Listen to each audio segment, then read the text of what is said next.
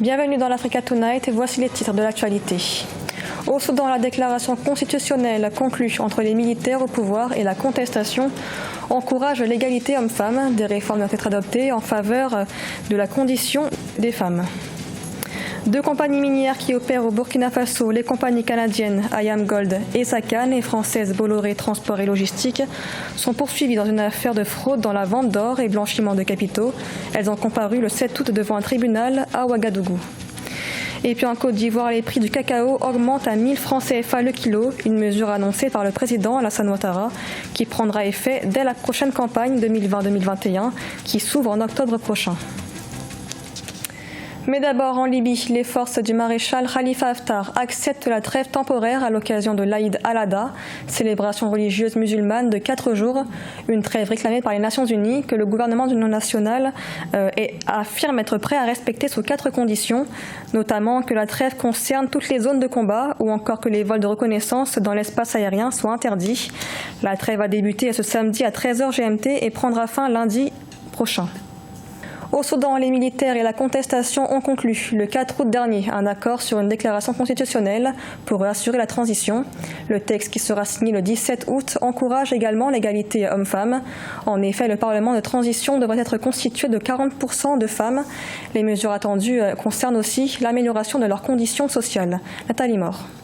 Au Soudan, la représentativité féminine au futur Parlement de transition est portée à 40% contre 25% en moyenne depuis 2005. Information contenue dans le préambule du texte sur la réforme portant à 40% la représentativité féminine au Parlement. Cette loi stipule également que l'État doit garantir l'égalité des droits politiques entre hommes et femmes. Les femmes soudanaises espèrent la mise en œuvre réelle de la parité homme-femme annoncée dans le pays sous l'ère de l'ex-président Omar el-Béchir. Nous nous félicitons que le genre a été respecté et que le Soudan, qui vient de très loin, veuille s'accorder avec les différents indicateurs internationaux de bonne gouvernance et particulièrement pour les femmes dans l'intervention de la gestion de la vie publique. Au Soudan, la condition des femmes a été conduite par des lois controversées, jamais abrogées sous le régime d'Omar el-Béchir. Il s'agit notamment de la loi sur le statut de la personne,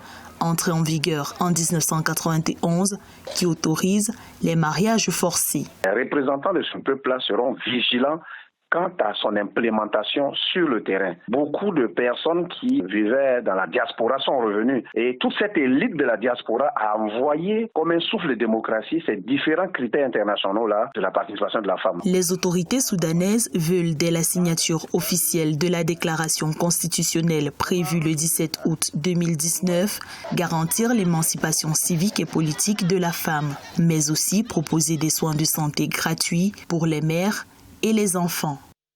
Et dans l'actualité également, au Togo, le gouvernement réuni en Conseil des ministres le 7 août a adopté un projet de loi qui porte sur l'usage sécurisé et pacifique du nucléaire, l'objectif étant de protéger les personnes et l'environnement. Le pays est en effet membre de l'Agence internationale de l'énergie atomique depuis 2012 et entend se conformer aux recommandations de l'institution en adoptant un cadre juridique structuré. Au Burkina Faso, 2 compagnies qui opèrent dans le pays ont comparu le 7 août devant le tribunal de grande instance de Ouagadougou, la compagnie minière canadienne IAM Gold et Essakane et la société française Bolloré Transport et Logistique sont accusés de fraude en matière de commercialisation d'or et blanchiment de capitaux. Leur audience a été ajournée au mois d'octobre. Faba Maroun. L'affaire fait grand bruit dans le secteur des mines au Burkina Faso. Les sociétés canadiennes IAM Gold et Essakane SA, spécialisées dans les mines, et françaises Bolloré Transport et Logistique SA, sont poursuivies pour fraude en matière de commercialisation d'or et blanchiment de capitaux dans l'affaire dite de charbon fin. À l'issue d'une première audience le 7 août, impliquant 12 personnes provenant de ces sociétés et de l'administration publique burkinabé, l'affaire a été renvoyée en octobre 2019. Il s'avère qu'il y a eu manifestement des complicités au niveau du ministère des Mines et aussi au niveau de la douane. Le renvoi s'explique par le fait que c'était la toute première audience, il était quasiment impossible de pouvoir aller au fond du dossier. Il fallait leur laisser le temps de prendre connaissance de façon vraiment approfondie du dossier avant de pouvoir passer au débat en bonne et due forme. Au cours de la procédure judiciaire, la Brigade nationale antifraude de l'or a transmis un dossier dans lequel l'absence d'infraction de fraude à la commercialisation de l'or et des substances précieuses a été conclue. Mais selon le procureur général Laurent Poda, une mauvaise interprétation, notamment de certains articles du Code minier, a été faite. L'enquête que cette brigade a menée pour conclure qu'il n'y avait pas de fraude, elle était tellement sommaire qu'on ne pouvait pas donner grand crédit à cette enquête-là parce qu'ils ne sont pas allés au fond des choses, ils se sont contentés d'interroger un certain nombre de personnes. Donc, naturellement, ils se sont contentés de ces réponses-là que les acteurs même de l'opération ont donné pour conclure qu'il n'y a pas de fraude. Fin décembre 2018, 32 conteneurs appartenant à la société AM Gold et Sakan ont été saisis à Bobo-Dioulasso et à Ouagadougou. Selon le parquet, du minerai qui contenait une forte teneur d'or était en train d'être transporté de manière frauduleuse vers la Côte d'Ivoire par voie ferroviaire pour ensuite être acheminé par voie maritime au Canada. Et puis au Tchad, le président Idriss Déby a évoqué la mise en place d'un vaste déploiement militaire afin de garantir la sécurité et la paix dans le pays. Une déclaration faite ce vendredi lors d'une conférence de presse annuelle. Ainsi, plus de 15 000 hommes seraient déployés à la frontière libyenne, 1500 militaires sont présents au Nigeria et 700 hommes sont au lac Tchad. Un déploiement militaire salué par le président dans ces régions confrontées à l'insécurité. En Côte d'Ivoire, le prix du cacao augmentera à 1000 francs CFA le kilogramme et ce dès la prochaine campagne qui débute le 1er octobre prochain. L'annonce a été faite par le président Alassane Ouattara ce mardi. Les prix de la fête sont actuellement fixés à 750 francs CFA le kilo. La Côte d'Ivoire, premier producteur de cacao au monde, et le Ghana prévoient en effet de mieux rémunérer leurs producteurs. Philoméntine.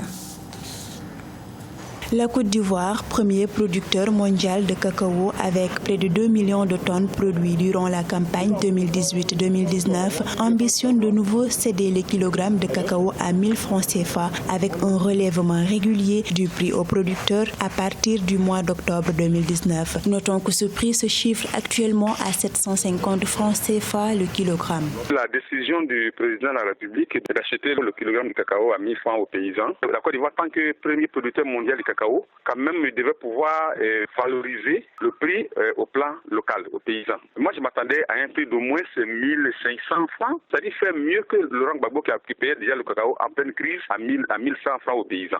En juin 2019, la Côte d'Ivoire et le Ghana avaient décidé de ne pas céder leur cacao en dessous de $2600, soit 1,5 million de francs CFA la tonne.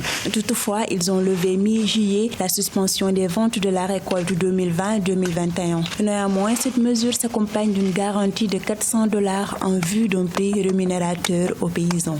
La Côte d'Ivoire et le Ghana a eux seuls fourni environ plus de 50% de l'offre mondiale. Les deux unis devaient pouvoir quand même contrôler le marché. Il faut que les deux arrivent à résister. Mais surtout, il faut encore associer à ces deux pays, la Côte d'Ivoire et le Ghana, d'autres producteurs, petits producteurs qui sont en train de monter. La Côte d'Ivoire et le Ghana représentent 65% de la production mondiale de cacao, soit un cumul de 2/3 de la production mondiale. À noter que les deux pays ont scellé en 2018 l'alliance afin de mieux contrôler le marché et assurer une meilleure rémunération à leurs agriculteurs.